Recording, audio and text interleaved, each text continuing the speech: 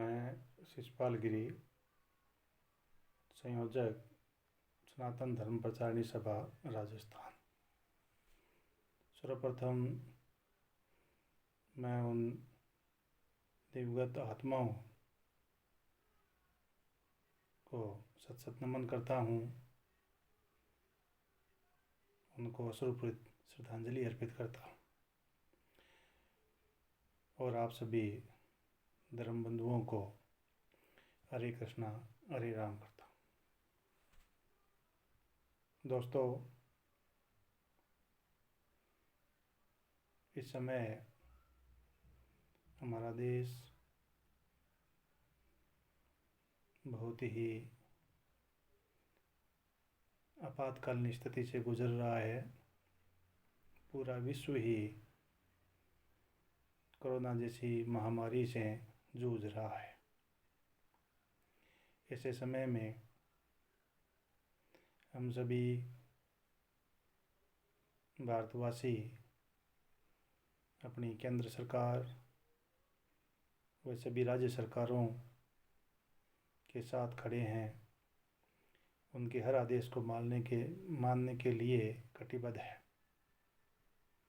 और अन्य देशों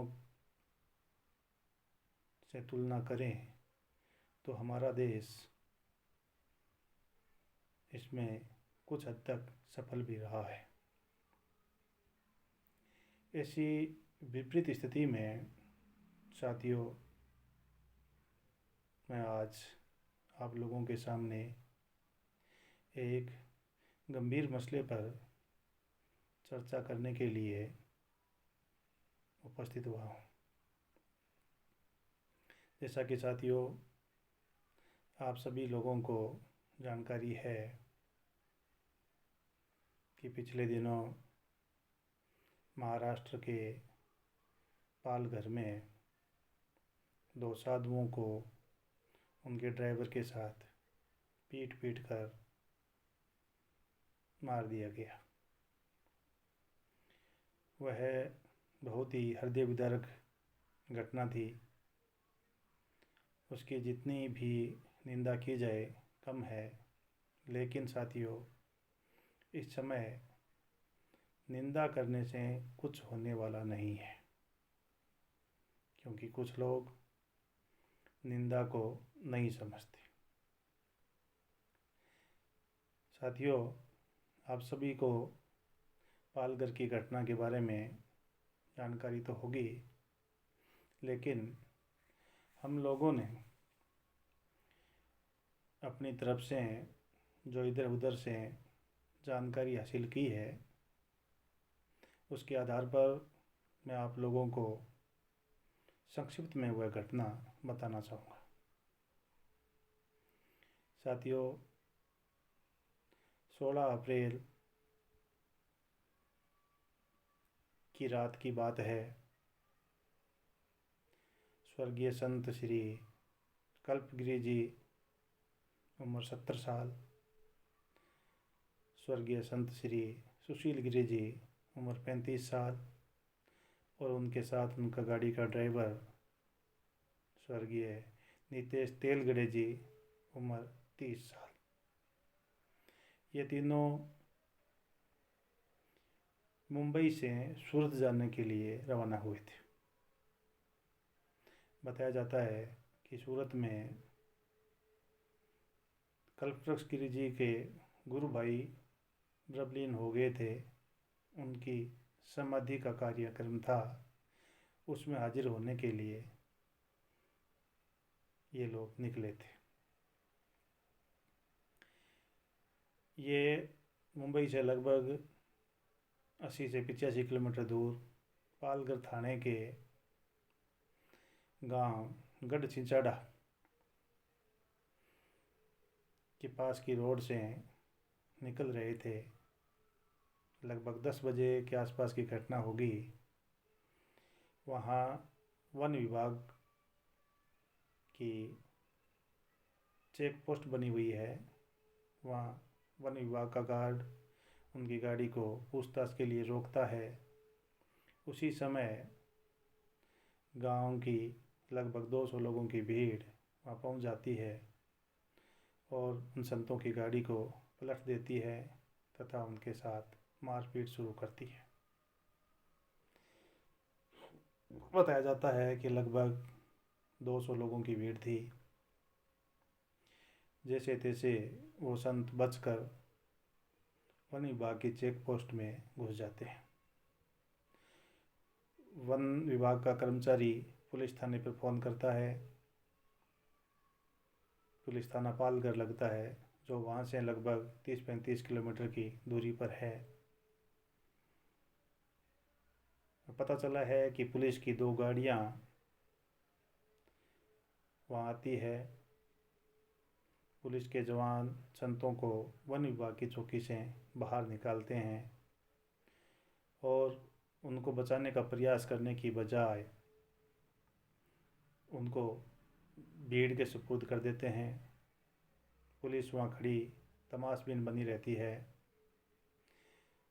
भीड़ को कोई पीछे से निर्देश भी देता वीडियो में सुनाई देता है और भीड़ पीट पीट कर उन तीनों को मार डालती है। पुलिस अपनी गाड़ी में उन तीनों को अस्पताल लेके आती है, उनका पोस्टमार्टम करवाती है और शवों को उनके उत्तराधिकारियों को सौंपकर मामले की इतिश्री कर लेती है। अब दोस्तों, सोचने की बात यह है कि क्या आपको इस घटना में कोई साजिश की बू नहीं आती?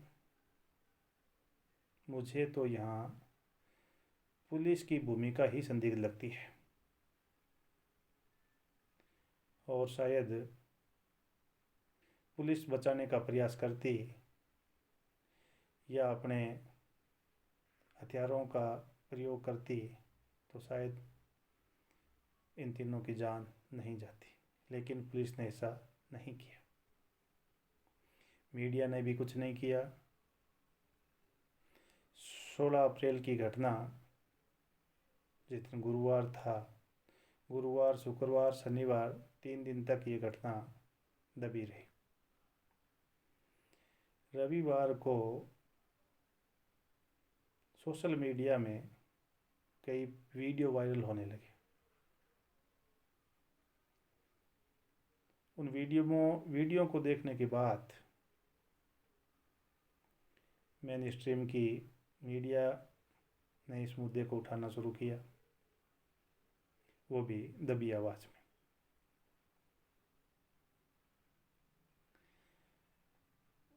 केंद्रीय गृह विभाग ने महाराष्ट्र के गृह विभाग से रिपोर्ट मांगी। फिर जांच का कार्यक्रम आगे बढ़ा और पुलिस ने ट्वीट करके बताया कि हमने 110 लोगों को गिरफ्तार कर लिया है, जिसमें 9 नाबालिग है, उनको बाल सुधार गृह भेज दिया है। 101 लोगों से पूछताछ की जा रही है। अब मेरा मानना यह है कि ये एक तरह से इतनी बड़ी घटना से पल्ला झाड़ने वाली बात है, क्योंकि सनातन धर्म के संतों के साथ ये पहली घटना नहीं है। इससे पहले भी कई बार घटना हो चुकी है। कई बार संतों को घसीटा गया है, बड़े शंकराचार्य को भी घसीटा गया है, लेकिन ना तो संत समाज और ना ही हमारा सनातन समाज धर्म को मानने वाले आगे आए। इसलिए शायद ये घटना बार बार की जा रही है। मुझे लगता है ये कोई आकस्मिक घटना नहीं है, इसमें किसी न किसी की साजिश अवश्य है। इतनी बड़ी घटना होती है, कई प्रकार की वीडियो वहाँ बना लिए जाते हैं, लेकिन छुड़ाने का प्रयास कोई नहीं करता। साथियों, जब हम लोग नहीं बोलेंगे तो इस प्रकार की घटना घटित होती रहेगी। हमने उस क्षेत्र का पता करवाया, उसका डायग्नोस करवाया, तो हमें पता चला है कि वह पूरा का पूरा गढ़चिंचाला गांव आदिवासियों का गांव है, जिसकी जनसंख्या लगभग 1400 के आसपास है। वहाँ वामपंथी विचारधारा के लोग हैं, और ये समझ भी आता है कि इस प्रकार की सोच वामपंथी विचारधारा में ही हो सकती है। और ये पता चला कि वहाँ ईसाई मिशनरियों का प्रभाव है। ये लोग ईसाई मिशनरियों के प्रभाव में ही इस प्रकार के कार्य करते रहते हैं, जो पुलिस विभाग से भी कुछ छुपा हुआ नहीं है।